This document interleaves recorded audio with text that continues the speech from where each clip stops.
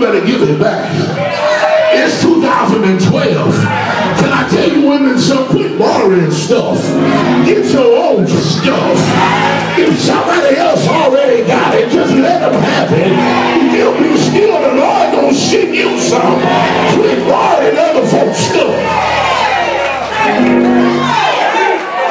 That ain't in the text, that's just me talking.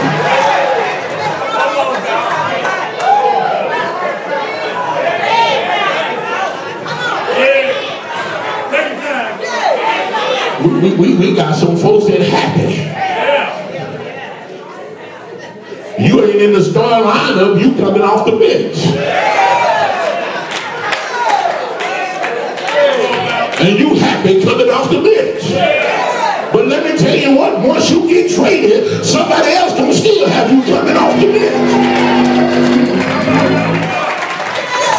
Y'all, we in church, I want to say something, but I'm going to need, Lord help me today. See, I'm tired of folks running back talking about, Lord, I need a man. Lord, send me a man. I say, you got one, but it ain't solid. That's why you're mad. Why don't you learn how to be happy all by yourself?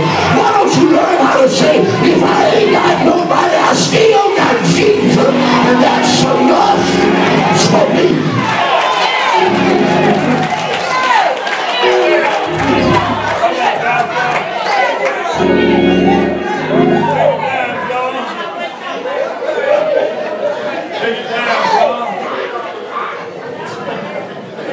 There's going to be some mad folks come February 14th.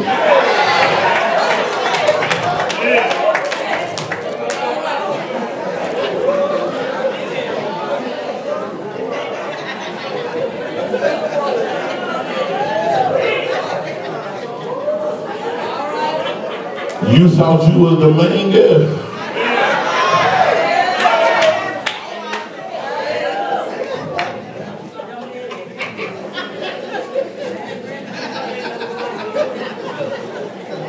And what's so sad about it is some people are happy in that condition.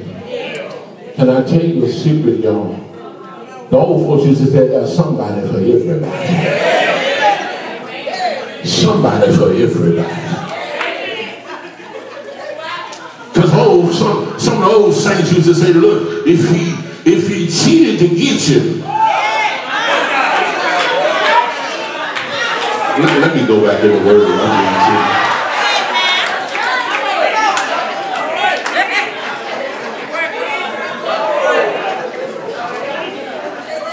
I'm going to say this, you got to be careful how you get it, how you get there. Because if it starts wrong, it's going to end wrong. So if he creeped on her to get you, he's going to creep on you to get somebody else.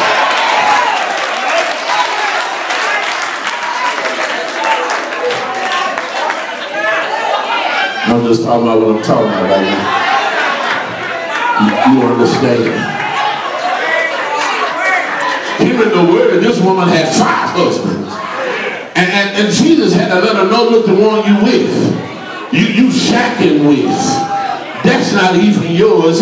But see, what he was trying to get her to the point of realizing that, see, he said, look, you're in the presence of somebody who can restore you, somebody who can supply you with something, but you have to be mindful. I often say this, Jesus shows up, and sometimes we don't understand, we don't recognize that we're in the company of Christ.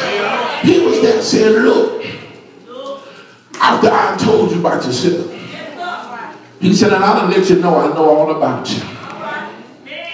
The woman said, look, the Jews know about this. She said, look, they've been talking about the coming of the Messiah.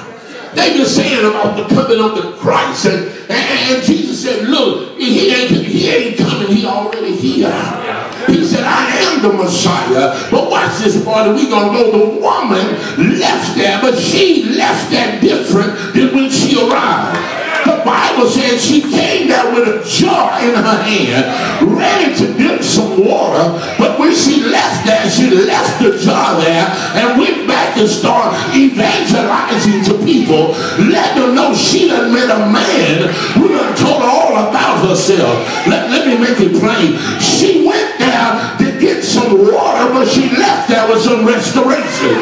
She went there thinking she just gonna dip, but she left there with a heart filled and a jar empty. But I'm here to let y'all know that every now and then you got to come into a situation and you might be carrying something on your way there.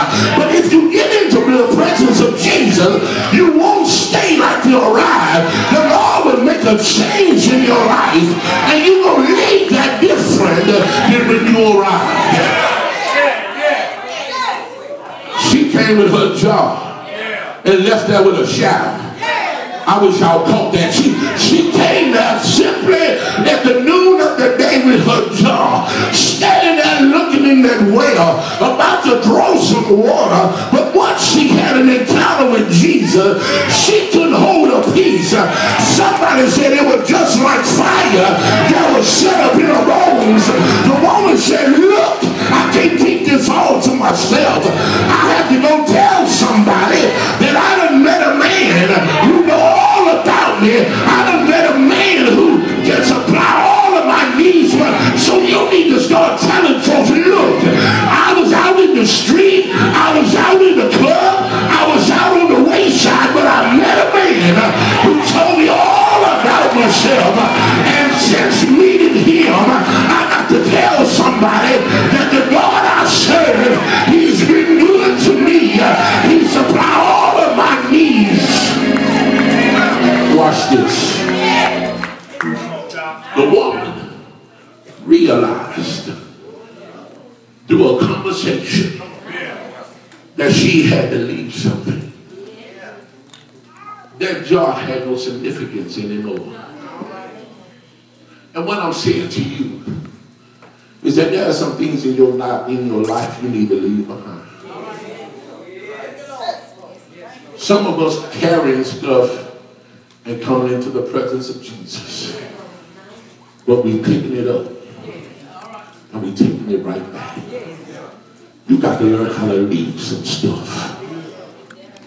You might thought you just come to the church just to hear some good singing, but sometimes you got to leave a heavy heart here. Sometimes you thought you were coming here just to hear the preacher preach, but sometimes you got to leave some tears right here.